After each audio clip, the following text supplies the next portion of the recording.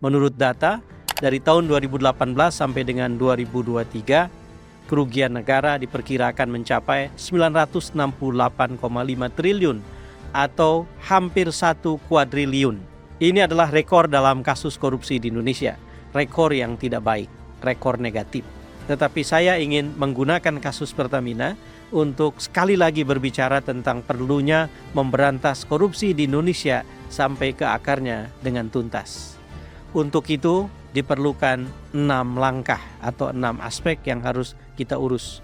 Jangan sampai nanti kasus-kasus pemberantasan korupsi akhirnya ditentukan secara politik oleh sirkulasi kepemimpinan. Jika ini tidak ada pemberantasan korupsi.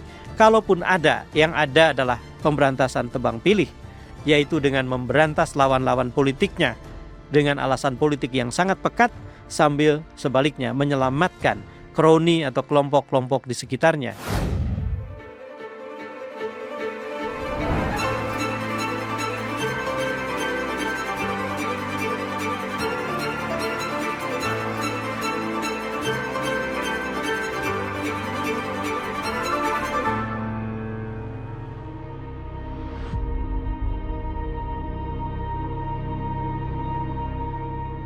Assalamualaikum warahmatullahi wabarakatuh. Jumpa lagi dalam Keep Talking, Kang Eb bicara. Saya ingin bicara tentang berita yang menghentak kita dari Pertamina. Tentu Anda sudah bisa menduga, adalah berita tentang korupsi. Lagi-lagi Pertamina diberitakan dilanda kasus korupsi. Dan ini untuk kesekian kalinya. Pertamina menghabiskan energi kita dan keprihatinan kita dengan kasus-kasus korupsi di tubuh perusahaan minyak negara yang luar biasa strategis itu.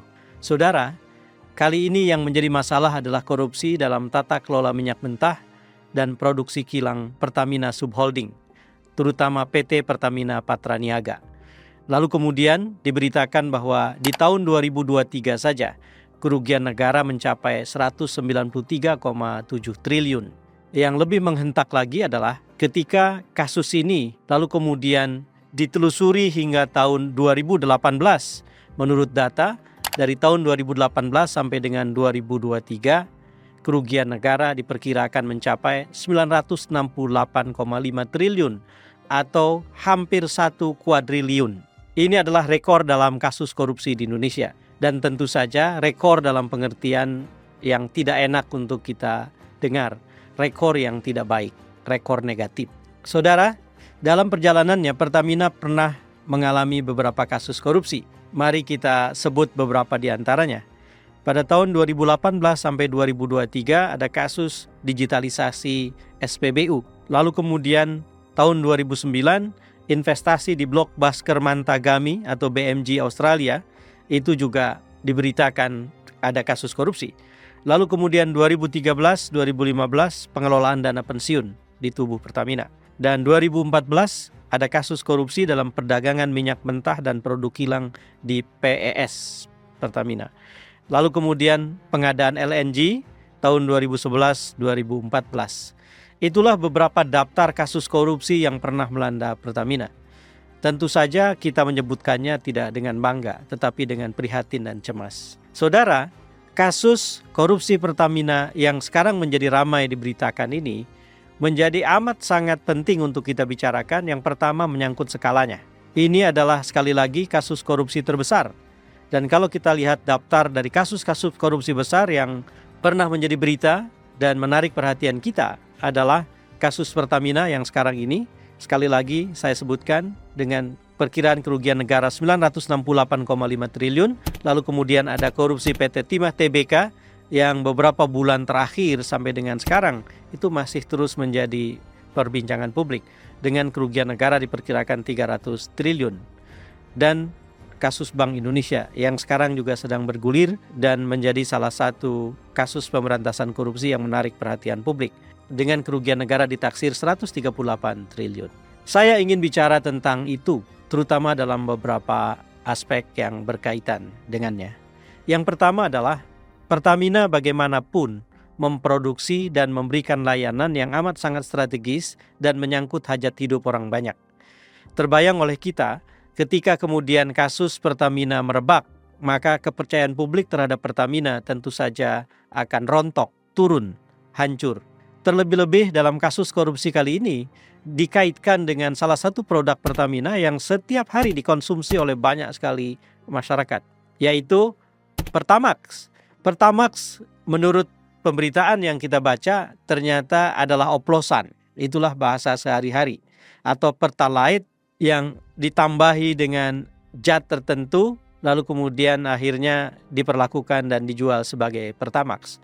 Publik ditipu, publik menjadi korban dari kasus korupsi yang maha hebat dan maha besar ini. Tentu saja aspek ini sangat penting. Kepercayaan publik terhadap Pertamina dan terhadap negara atau terhadap pemerintah itu perlu dijaga. Jika tidak, maka terjadilah apa yang belakangan ini kita saksikan. SPBU atau tempat pengisian bahan bakar minyak yang dimiliki Pertamina di banyak sekali tempat anjlok penjualannya, dan ini bisa dilihat secara kasat mata di jalanan ketika SPBU itu lebih sepi sekarang ini. Saudara, saya tidak ingin bicara tentang SPBU yang sepi, tetapi saya ingin menggunakan kasus Pertamina untuk sekali lagi berbicara tentang perlunya memberantas korupsi di Indonesia sampai ke akarnya dengan tuntas. Untuk itu diperlukan 6 langkah atau 6 aspek yang harus kita urus. Kalau 6 langkah ini tidak kita urus, tidak kita kelola, saya yakin bahwa pemberantasan korupsi hanya akan bermain di kulit atau permukaan saja. Dan akhirnya kasus-kasus korupsi satu persatu bermunculan sejalan dengan waktu. Apakah 6 faktor atau 6 aspek itu?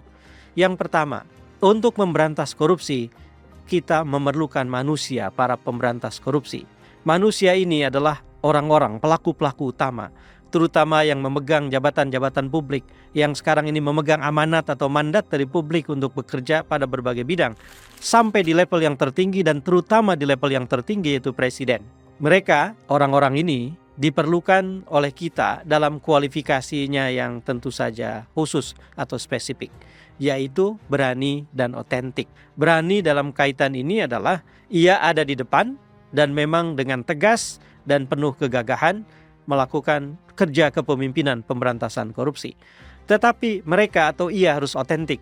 Otentik artinya ketika ia ingin memberantas korupsi, ia tidak terlibat korupsi dan tidak membiarkan praktek korupsi berjalan di sekitarnya sepengetahuan dia sambil pura-pura tutup mata. Jangan lupa, menjadi pemimpin itu bukan hanya harus menyapu lantai supaya bersih, tetapi sapunya sendiri harus bersih. Jadi seorang pemimpin yang tidak bersih tentu saja sulit untuk membersihkan pemerintahannya. Itulah kurang lebih makna dari otentik. Jadi faktor yang pertama adalah harus ada pelaku-pelaku utama yang berani dan otentik. Jika ini tidak ada pemberantasan korupsi. Kalaupun ada, yang ada adalah pemberantasan tebang pilih, yaitu dengan memberantas lawan-lawan politiknya dengan alasan politik yang sangat pekat, sambil sebaliknya menyelamatkan kroni atau kelompok-kelompok di sekitarnya. Sekalipun terlibat kasus korupsi, tetapi diselamatkan seolah-olah para pejabat publik yang bersih. Itu faktor yang pertama. Kita memerlukan presiden dan para pelaku pemberantas korupsi yang punya keberanian dan punya otentisitas. Yang kedua, regulasi, aturan. Dimanapun di dunia, pemberantasan korupsi harus dimulai antara lain dengan adanya aturan pemberantasan korupsi. Di sini diperlukan 2 syarat, ada dan ditegakkan.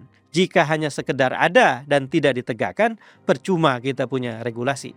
Tentu saja penegakan ini harus konsisten, berkelanjutan, antar waktu terus terjaga. Jangan sampai nanti kasus-kasus pemberantasan korupsi akhirnya ditentukan secara politik oleh sirkulasi kepemimpinan. Jika itu yang terjadi, percuma juga punya regulasi. Karena akhirnya berlakulah hukum dalam sejarah. Sejarah ditulis oleh mereka yang menang. Dan mereka yang menang mengambil kepemimpinan, kemudian berusaha untuk tidak menegakkan regulasi atau menegakkan sebagian sambil memandulkan sebagian yang lain. Sekali lagi, ini menunjukkan bahwa faktor pertama dan kedua saling berjalin kelindan. Karena adanya aturan harus ditegakkan. Penegakan aturan memerlukan para pelaku yang berani dan otentik. Itu 2 faktor yang pertama. Faktor yang ketiga, institusi. Kita butuh lembaga atau institusi yang secara serius memberantas korupsi. Kita sudah punya KPK. dan itu adalah kabar yang sangat baik. Tetapi ada KPK saja tentu saja tidak cukup. Ketika regulasi tentang KPK direvisi pada tahun 2019 lampau dalam periode kedua pemerintahan Presiden Jokowi, kita tahu bahwa secara kelembagaan KPK sudah tidak seperti dulu. Orang sekarang sudah sangat paham bahwa KPK sekarang sudah tidak sekuat dan seberwibawa dulu. Tetapi apapun, kita memerlukan lembaga atau institusi yang bekerja memberantas korupsi. Institusi yang berfungsi secara efektif dan bekerja secara berkesinambungan. Dalam konteks ini menurut hemat saya, kebutuhan di Indonesia adalah merevisi ulang regulasi tentang korupsi, undang-undang tentang korupsi, dengan inisiator pemberani yang otentik. Lalu kemudian karena itu kita punya institusi KPK yang lebih kuat daripada yang ada sekarang. Setidak-tidaknya kembali sekuat seperti yang lampau. Bahkan sebetulnya kebutuhannya lebih kuat dan lebih berfungsi dibandingkan dengan masa itu. Itu adalah faktor atau kebutuhan yang ketiga institusi. Faktor yang keempat, diperlukan mekanisme pemberantasan korupsi yang terjaga. Mekanisme ini harus tersokong oleh mekanisme politik, mekanisme hukum, mekanisme ekonomi, bahkan mekanisme kebudayaan. Apakah mekanisme itu? Mekanisme sebetulnya secara sederhana adalah sesuatu yang bekerja dan berjalan berproses berbasis 3 faktor yang pertama. Para pelaku yang bekerja efektif, regulasi yang ada dan ditegakkan, dan institusi yang tersedia dan berfungsi secara optimal.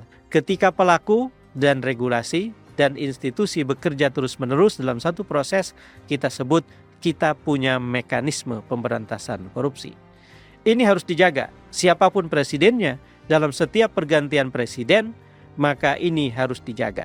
Dan karena itu sekali lagi, kelembagaan KPK harus diperkuat, sehingga dia terbebas dari kemungkinan intervensi politik dan pemerintahan yang mudah seperti yang belakangan kita saksikan dan kita tonton dengan kecemasan yang amat sangat tinggi. Saudara, itulah 4 faktor. Apa faktor yang kelima? Faktor yang kelima adalah kita, publik anti korupsi. Pemberantasan korupsi hanya akan efektif jika ada publik anti korupsi. Publik anti korupsi adalah setiap orang yang sadar benar bahwa pemberantasan korupsi adalah isu setiap orang. Karena setiap orang akan dirugikan, karena setiap orang akan menjadi korban terdampak oleh praktek korupsi. Praktek korupsi itu memiskinkan, praktek korupsi itu mematikan, praktek korupsi itu membuat sengsara. Kesadaran-kesadaran semacam itu harus tertanam di publik, sehingga publik proaktif. Proaktif melaporkan setiap kejanggalan, proaktif melaporkan setiap kasus pemberantasan korupsi sekecil apapun, proaktif terus menjaga agar semangat pemberantasan korupsi terus-menerus tinggi dan publik terus terbangun untuk mengatakan tidak pada setiap pejabat publik yang hendak menyelewengkan keuangan negara. Publik adalah bagian yang sangat penting. Karena itu kita harus menjadi bagian yang terpanggil dalam satu kerja pemberantasan korupsi. Itulah 5 faktor.